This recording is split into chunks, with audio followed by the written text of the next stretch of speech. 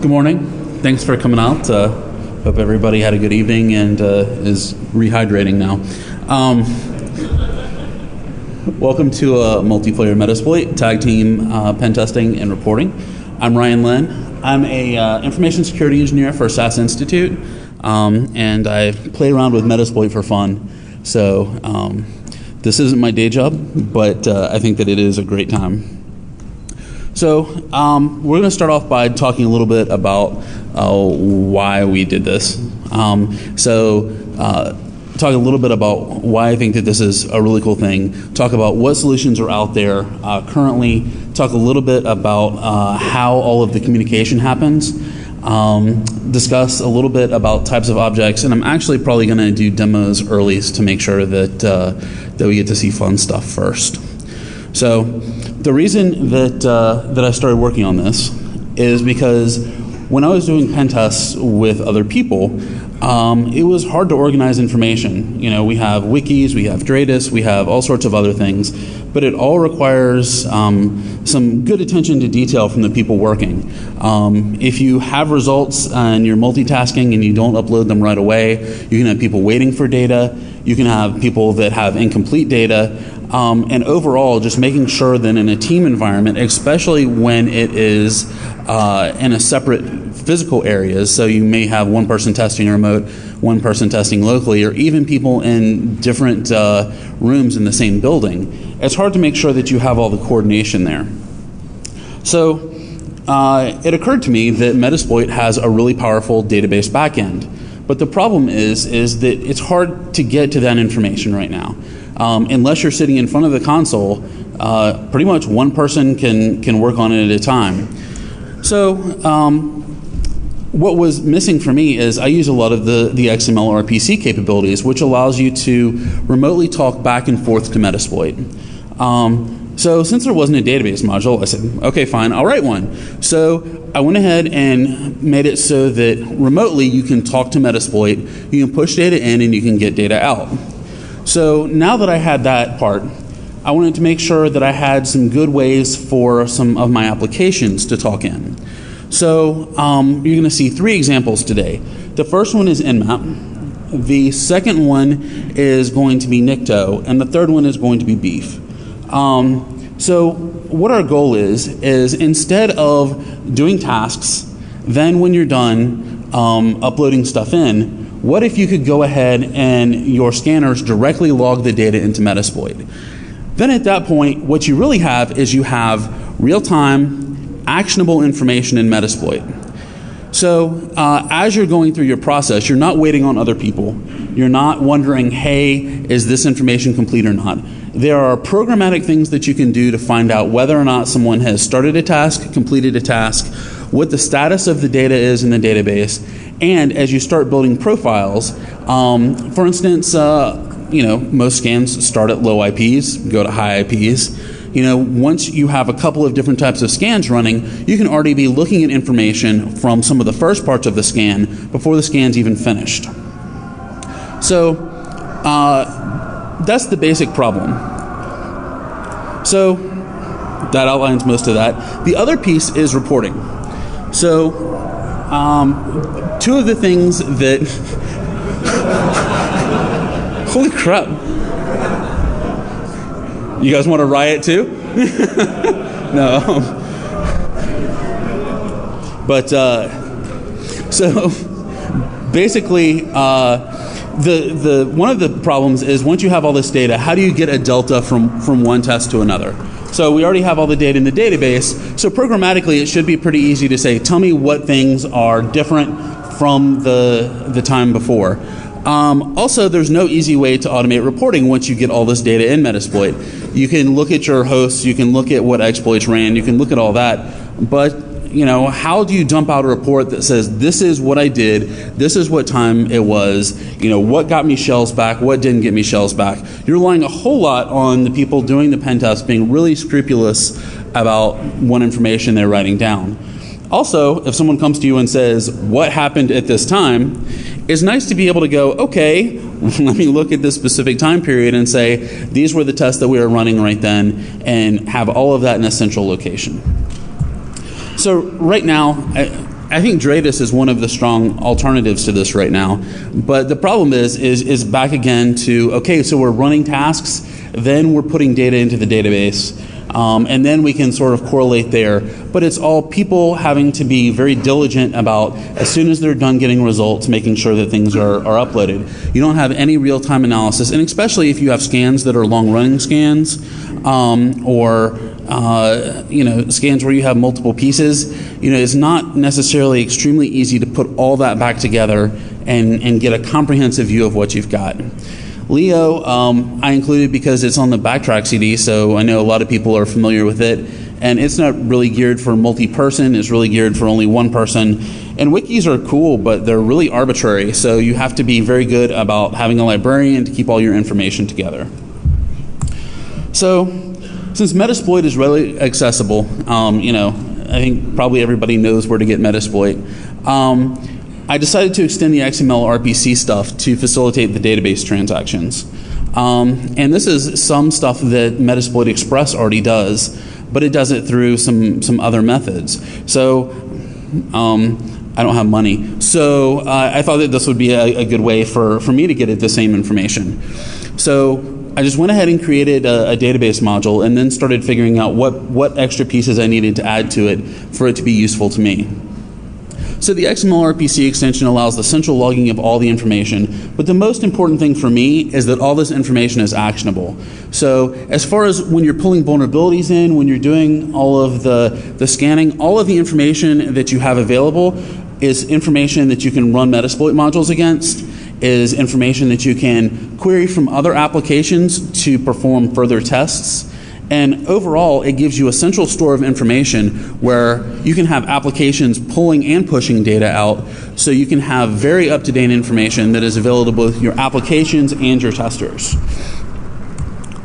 So I'm going to, instead of doing that, start off just showing you guys some stuff, because that's a lot more fun, I think.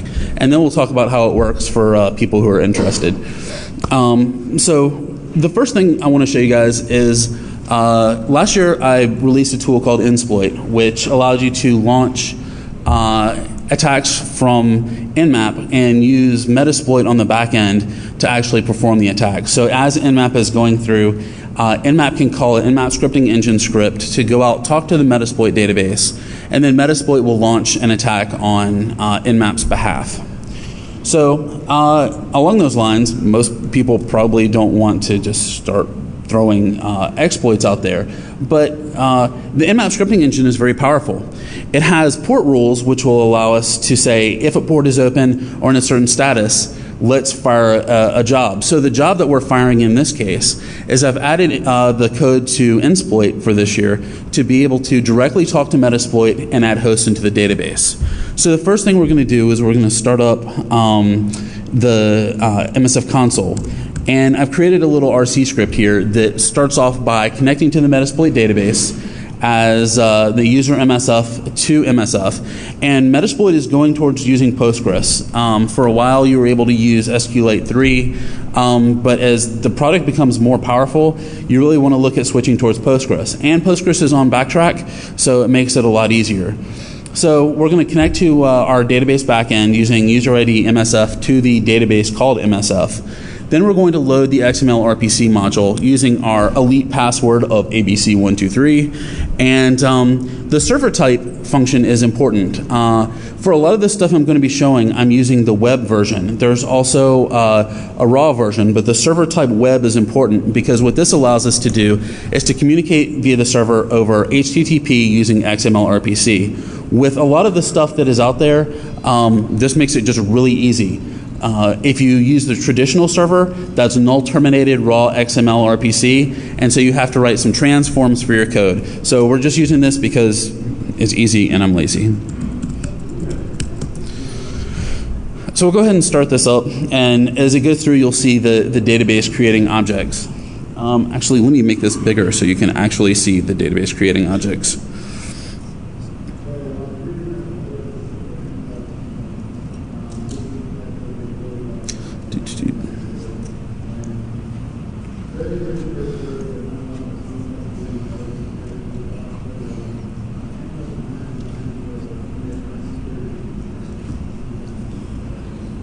Can people in the back see that? Maybe? Yes? Okay. Well, if you can't, then wave at me and I'll fix it.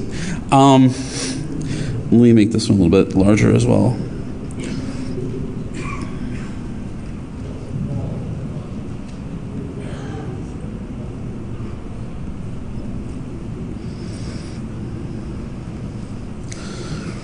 Okay, so what I've done is through Metasploit, which is, again, a series of NSE modules and NSE scripts for the Nmap scripting engine, I'm going to basically just run a raw scan right now. Once you have Metasploit installed, the Metasploit modules for actually adding the ports are set to run by default. So if you install it into your distribution, then it will go ahead and try to add stuff for you as it can. So we just have to do an nmap-a and type in the right address. And so we're going to just start scanning our local little network up here. So back here I have a listener for the XML RPC channel. So one of the things that you'll notice is over here for Nmap, we're actually going to have data flowing through XML RPC coming into our database before Nmap's even printing the data to the screen. So we're going to have more up-to-date information in our database than Nmap is even presenting us to the screen as we're scanning. So that's, I think, one of the pluses. As you're going through a scan with Nmap, especially for longer stuff, you're going to have data that is actionable in your database before any of this other stuff has happened. So there's Nmap sending all of the wonderful goodness into the database. And you can see that it hasn't actually printed anything to the screen yet. So we now have hosts that we know about, and we're just now seeing some output to the screen. So I'm going to let this go for a second while I talk about the next part. The next thing that I wanted to do was to be able to get some vulnerabilities in, to be able to really talk about, to really get a better picture of how all of this stuff was fitting together, to be able to look at a whole host and figure out what vulnerabilities and what other actionable information we have. So I chose Nikto because I do a lot of web stuff and created a new report type for Nikto that would allow us to, as Nikto is scanning, go through and add vulnerabilities to the database. So now that we're done with the Nmap scan, we can look at our hosts, and we have all of our host information, and we have our services, and we can look at all of that information. So as part of the scan, we discovered that we have a server here that is listening on port 80. So let's go over to Nikto and look at exactly what vulnerabilities that might have.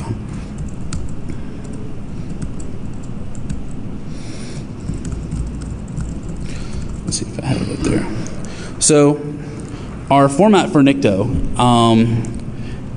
is right here. Basically what we have done is we've created a new reporting format. So I'm going to be releasing all this code on Monday on my blog, but the new format requires just a little patch to Nikto and will hopefully be in the distribution coming up within the next month or so. We specify our output file, which is the -o, as our username :password at the URL for our RPC listener through Metasploit, which Metasploit listeners by default are on 55553 and use for the HTTP version a RPC directory of /RPC2. So we choose our host, the 192.168.1.254, and we'll just watch it start scanning, and then we can look at that information going directly into the database.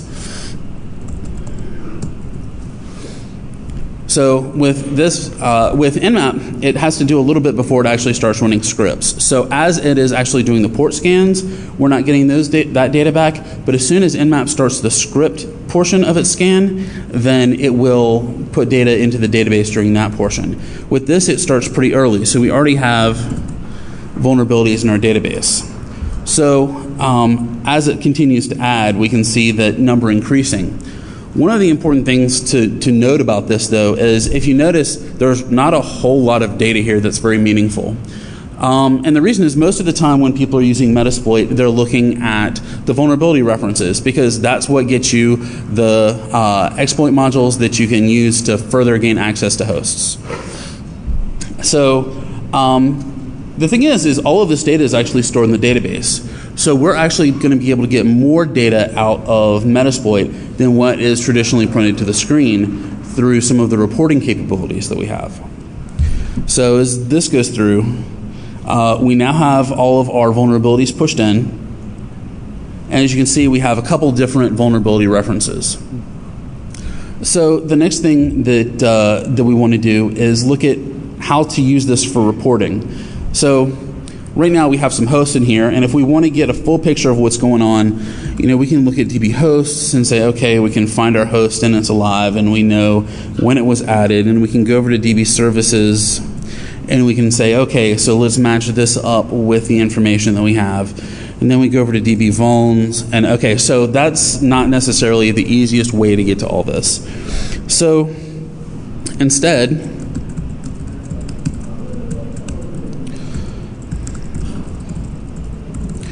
I wrote a host info script. And what the host info script is going to be able to let us do is to pull a full profile for a host that we have in the database and get all the information out. So there's 4 sort of core pieces of information that Metasploit stores about hosts. We've got the host information itself, which is like when the host was discovered, if it's up or not, all of that stuff. Service information, which is the basic stuff we get back from Nmap, what services are, whether or not they're up, all that goodness. We have vulnerabilities, which are pretty much a map host and service to a vulnerability type, and store a little bit of extra data on that. And then notes, which are sort of general purpose storage, and you can put pretty much anything in a note that you want to retrieve later. So the host info script that is going to be in the source that I distribute is going to be able to pull the full listing of everything that's in the database about a specific host. So let me go ahead and change this up to be the host that we were actually scanning. And so we basically specified the username and password for our XML RPC destination, and the IP address we want information for. And so this is just some quick and dirty Python, and I'm going to go over how the code works in a couple minutes. But so from here, we have all of our basic information. We've got the basic Nmap information about when the host was first discovered and last discovered. And so this is important for if you've run multiple scans or something like that, you can see which scan something went in as. The port information about what ports were found. And you'll notice there's no OS listed here. Typically, if you have a couple ports open, a couple ports closed, then you'll get some OS information, but there weren't enough ports open to identify the host for sure, so I don't include it here. So for vulnerabilities, if you remember from the Nikto output, there was a lot more verbose output. Here's the verbose output that we had from Nikto that we're getting directly from the Metasploit database. So we have all of that data from before, and this will help us aggregate it. So where this is valuable is you have multiple pen testers working on multiple things, and so each person's probably concentrating on 1 or 2 things at a time. This will let you go into the database, pull everything you know about the specific target that you're looking at, and you'll have immediately all of the relevant data for that host in one little report that you can look at, instead of having to go for multiple places and possibly multiple documents to get the information that you need to really make some actionable decisions. So this just goes through, lists the vulnerabilities. There's no notes for this host, so there's none included here. So the third thing I did is for Beef, one of the things that you can do is you can really build some host profiles. But all that you know about the host while you're running Beef, which for people who may not be familiar with it, Beef stands for the Browser Exploitation Framework, and it allows you through cross-site scripting to encourage a target browser to execute code on your behalf. So basically what we can do with that is we can encourage the browser to run some fingerprinting information for itself. We can log that into the Metasploit database, and then over time we can start building a profile of, for instance, maybe a company intranet just based off a cross-site scripting vulnerability. So let me go ahead and pull that information up. So what I've done is, as Beef is going through and gathering data, it's logging it to the database. But also, as you pull zombie reports, it's also pulling any information out of the database that you have about that host. So when you're looking at a host in Beef, you actually have all the actionable information that you may need in order to be able to do real work with it.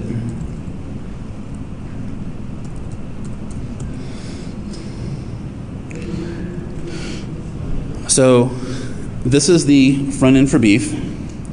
Let me go ahead, and I've got a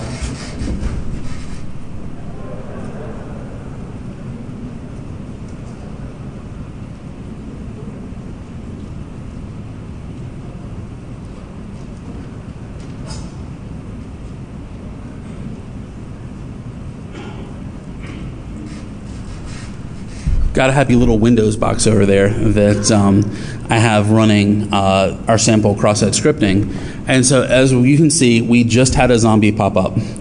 So to start off with, just for basic information, we can go into our zombies and we can pull everything we already know about this host. So to start with, this is all of the basic stuff that Beef normally logs, information about what the browser is, what the operating system is, resolution, all that good stuff, and a little bit of information about the page it's on. So all of this information is now logged into Metasploit. So offline, we can get to all of this stuff. But also, more importantly, for instance, if you have a couple people who are accessing the company intranet page, you may be able to tell a lot more about what's going on with the company just based off this portion right here, which is the HTML that was on the page that had the vulnerability itself as the person who was looking at it. So you can get a whole lot more information, especially if maybe you're looking at testing an HR app or something like that. You could really have the potential of maybe mining more information and showing that maybe the HR app has vulnerabilities by actually showing people what each person was looking at on that page. So now you have all of this delicious information, and you want to go ahead and further gather information about a host. So we can click on our zombie, go into our standard modules, and find out if it's got Java or whatever. So we'll select it, send now to determine whether or not the host has Java installed. You'll see over here that module code was sent and that Java is available. And when we come back over here to our zombies, we can see that it is both here in our module results, but also here in the Metasploit information. But you can also come back over here and see we now have a bunch of notes about that host. So all of this is pulling it back and forth and really merges things together. So again, for the Beef portion, if we were to have an internal host, drop a little bit of JavaScript on it as some stored cross-site scripting, then we can really build a large profile of an organization and what types of browsers they're using. Through the auto-run plugin portion of Beef, we can start profiling what applications are installed in the browser and things like that. So I guess if you're interested in doing maybe further social engineering or further testing, you have a better idea of what software may or may not succeed. So this will let you build a much stronger profile of an organization from a different perspective than what your typical scanning gives you. So the last demo I want to do is, so right now we have some vulnerabilities, but most people are not going to want to just do Nikto. Most people are going to want to run Nessus or Qualys or something like that.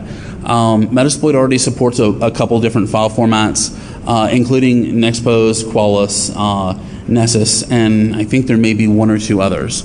But remotely, it's not easy to push that data back into the database. So I wrote a quick script to just take a file that we have from Qualys or Nessus or whatever, and go ahead and insert that into the database so that we have all of our data in one place. And again, all of this stuff, right now I'm doing it locally, but the whole point of this presentation is You can actually do this multiple people from multiple locations and have this all centralized back to a central place. So multiple people are doing this. You don't just have to be able to do it from localhost. So we're going to come back over to this window. And so I have this import file script, and I have some happy little NBE files. So pretty much for import file, it takes the same stuff as the host info does. Our XML RPC location,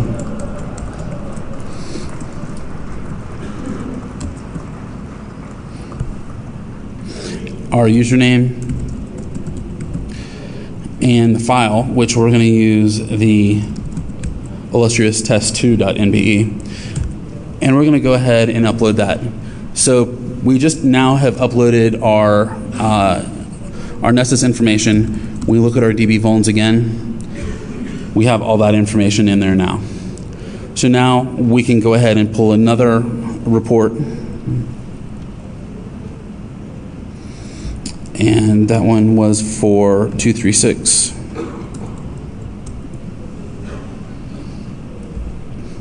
And so now, based off that Nessus data that we had, which was completely different than the Nmap data, we now have all of the same information that we were able to get before. So that really allows everything to come together nicely. So at this point, I'm going to talk about code and how it all fits together for people who are interested.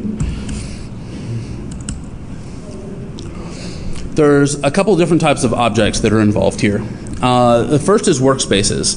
Workspaces sets a chunk aside for the project that you're working on. Where workspaces become nice is if you are doing a pen test of the same company multiple years in a row, then you may be interested in pulling your database from last year for the same thing, opening a new workspace, and then as you're looking at changes between the 2 years for things that have hopefully improved, then you can compare the two workspaces programmatically to be able to determine what has changed and what hasn't. The host is pretty self-explanatory, services, vulns, and I'm going to go into these for just a second a little bit deeper. So the workspaces are pretty much just labeled by name. The name is arbitrary. It keeps some information about when it was created at, and there's a description field to allow you to give it a more descriptive label, like, you know, Ryan's pen test from 2009.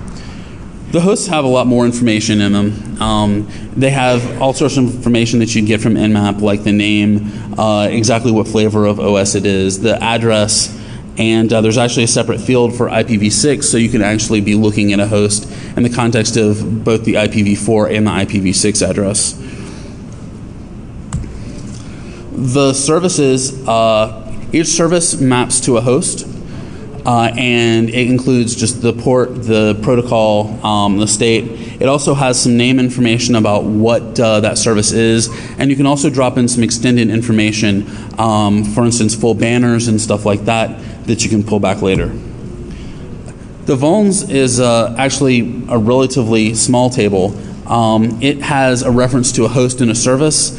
You have the name of the vulnerability. You actually have references for OSVDB or CVEs or whatever that relate to that. And then you have an info block where we are storing all of that extended information about the full text of vulnerabilities. So notes are pretty cool, because if you have something that's not a vulnerability but you want to keep track of it, you do that with notes. So notes have a note type, which is essentially arbitrary. If you are developing something new, you want to keep track of it, you can create your own note type. Notes pertain to services and hosts. You can have critical, whether or not it's been seen before, and then it has a data block. And you can store pretty much anything you want to in that data block. Most of the time, objects are stored, so you can actually store information, extended information about what you found. So for instance, if you're storing information about maybe vhosts that you found on a server, you can actually include an array of vhosts in that object and have all of that accessible when you go through and pull your reports. Events are important to figure out what's going on the system. Every time you type a command, an event is logged. So you have the host that it came from, the name, whether or not it's been seen, username, and then the extended info talks about what really happened. So if you have multiple people acting on the database, you're wondering who's doing what, whether or not a scan is started or finished, you can be logging the event information when the scans start and finish and tell real time what the status is and what people are working on. So then we have fat loots. And for loot, loot is mostly used by Metasploit Express and the more commercial products, but we have it available to us as well. So with the loot, it's basically anything that you have acquired from the host that you find to be valuable. We don't store the content necessarily in the database, but we have the host service information, the type of the stuff that we have acquired.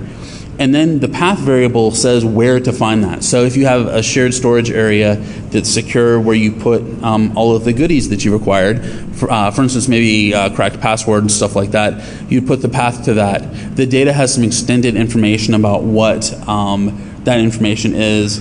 The content type says exactly what it is. And then you have a name just to keep track of it.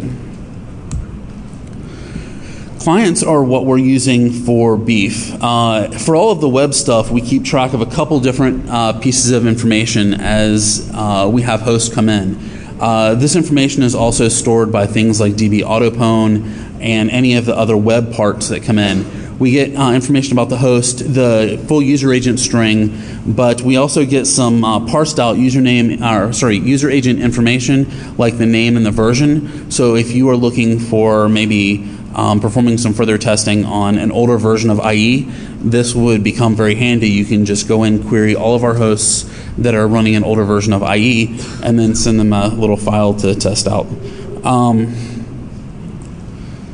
For users, the user information isn't always directly visible, but we can view it. It is created automatically. There's a plugin that will allow you to get to it from the console, but through XML-RPC we can get to it regardless.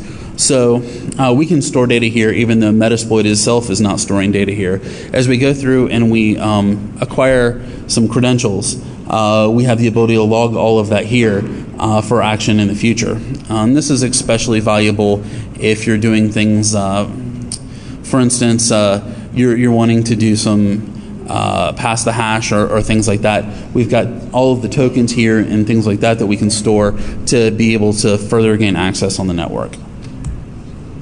So I have a little bit more time, so I'm going to actually go into some of the code itself at this point.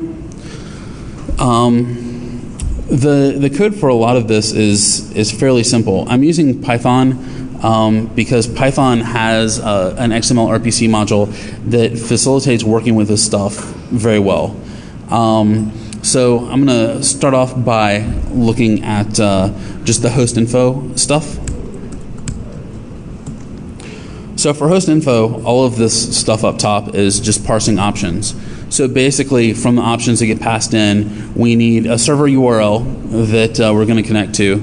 We need the username and the password to authenticate to XML-RPC. So for XML-RPC, there's a couple pieces of information that are really good to know when you're writing applications. The first is after you authenticate, you're given a token. That token is good for 15 minutes, and any subsequent requests that you make, you pass in that token. After 15 minutes, then you won't get anything back except for errors from Metasploit. So you have to make sure you're renewing your tokens every 15 minutes. I occasionally, when I've done stuff because I've had slowness and things like that, ended up with tokens appearing to be expiring before the 15-minute mark. So typically when I'm writing stuff, I renew my tokens at the 10-minute point. So right here, we are opening up RPC connection into the Metasploit server. Then we call the auth.login function. And the auth.login function, we pass our username and password, we get back our token. If the result from that, pretty much all of the calls come back with a result if it is a thing that you're asking it to do. If you're asking for data, you don't get a result back, you just get data back. So since we have a result back, we know that we were successful, and then we take the token from that, and we're going to use that for the rest of the stuff that we do. After that, we define our workspace. If we're looking at a specific workspace, then we will go ahead and assign that to our extra options. And after that, we just start asking for stuff and printing it out. So the get host says get all of the hosts that we specified on the command line. And then after that, it's just a matter of enumerating through and printing stuff out. So for services, we just drop into a loop and print out each piece of the object at a time. So it's not overly complicated. Probably as you're going through, there's not a lot of documentation on exactly what's being returned right now. There's a wiki page in Metasploit, which I'm going to start updating as soon as this makes it into the trunk with what information is returned back from which pieces, so that there's some good reference for that. As far as the other functions go, for XML RPC and the documentation subdirectory, there's an XML RPC.txt that has a list of what you pass to each one of the functions. So, sorry, this is a little bit a pain to read, but basically we're just iterating through stuff and printing out each piece of the object in order. So where this is especially valuable is if you want to perform further actions on stuff that you've done. So for decom.python, which I wanted to do something where I could test and make sure it's working, and decom always works on XP service pack 0 boxes just about, which is the awesome box that I've got up here. So for testing, it makes it really easy. So basically to only send it to hosts that have the right stuff listening, we specify our information about where to connect to up here. We're connecting to our local host, logging in, and then after that, we are going to get a list of all of our services that are running on 139 for TCP. And so from there, we can make sure that as we're calling stuff, we're only calling hosts that are relevant. So from there, if you're going to be doing stuff like this, a lot of the time you're better off using multi-handler than you are using the default handler for exploits. And for people who may not be familiar with multi-handler, what it does is it acts as the handler for the exploits themselves. So you can have a whole bunch of different reverse TCP connections coming back in to the same place, and you don't have to worry about any sort of conflicts with ports or anything like that. So I do two things here. First, I start off by going ahead and running multi-handler so that any connections that come back to the multi-handler instead of the payload handler for the exploit itself. Then I pull the list of services, and for each service that's listening on port 139, I run callsploit on it, which just does a basic execute for our exploit using our authentication token and the, in this case, the Windows DCE RPC MSO3026 DCOM vulnerability. For this, we just have to specify our IP address, the IP address of the remote host that we passed in, the payload we want to use, our IP, and then one of the important things is the disable payload handler, which is what actually turns off the payload handler. This will also increase the speed as stuff goes out because your exploit won't be waiting for something to connect back to it. It will send the goodness out and then wait for it to connect back to the multi-handler. So for here, we have a couple things that are running on Microsoft ports. So we should be able to just come over here, run our decom.py, and it pulled the hosts that are in the database, and now we have remotely called the exploit, gotten back our host,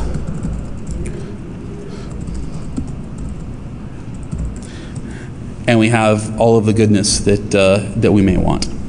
So with something like this, and with PSExec, one of the nice pieces about it is, say you have gotten one host, you have captured some credentials, and you want to look at what other hosts in the network you may be able to get additional tokens on for pass the hash.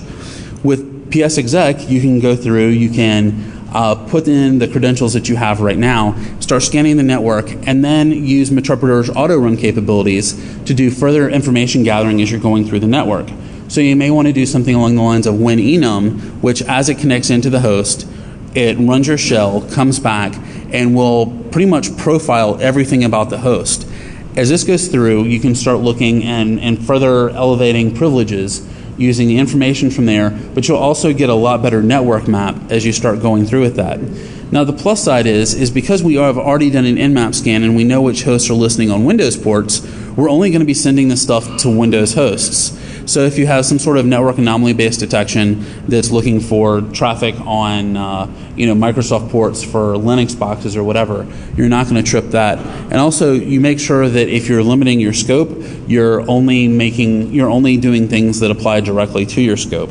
So one of the scripts that might make sense for the future, if people are interested in making sure that all of the hosts that they've scanned, the information that they may do things that are actionable on is only limited to certain ranges, is go through, look at what all's there, and then delete everything out of the database before they start going that is outside of their scope. So as far as the Metasploit goes, right now I just have it adding ports, but one of the things that would be really cool is for the Nmap developers, as they start writing checks for extended information about shares and all of the other goodness that's involved, to be able to drop notes through this, to be able to, as you're scanning, log every piece of information that shows up as the script portion for Nmap. So I'm going to look a little bit with you at the Nmap stuff. So the latest version of Metasploit will run a lot more places. It has, last year when I released it, it required an additional Lua module. Now it is straight XML RPC.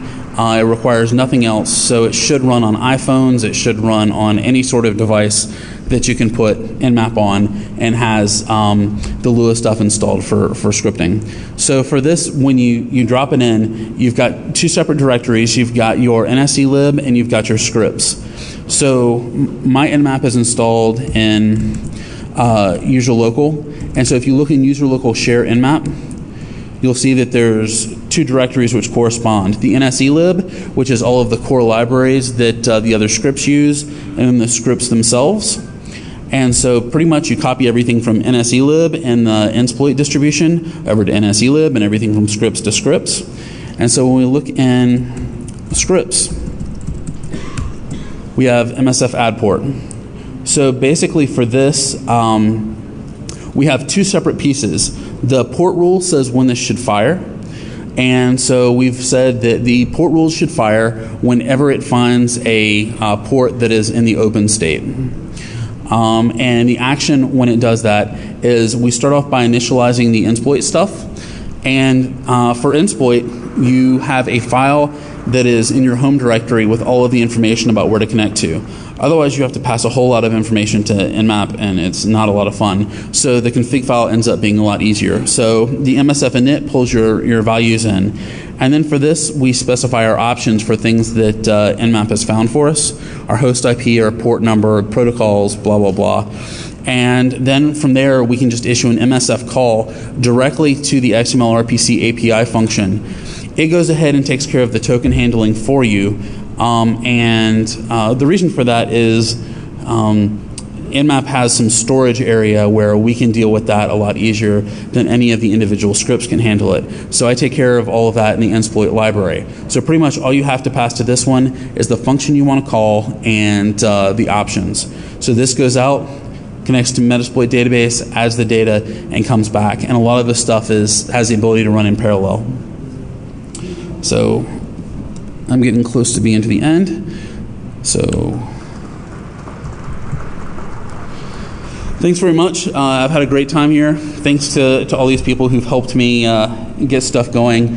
And also especially to the people who've written the tools that I'm leveraging, especially the Metasploit guys, Theodore and Wade Alcorn, who've helped me a lot with stuff.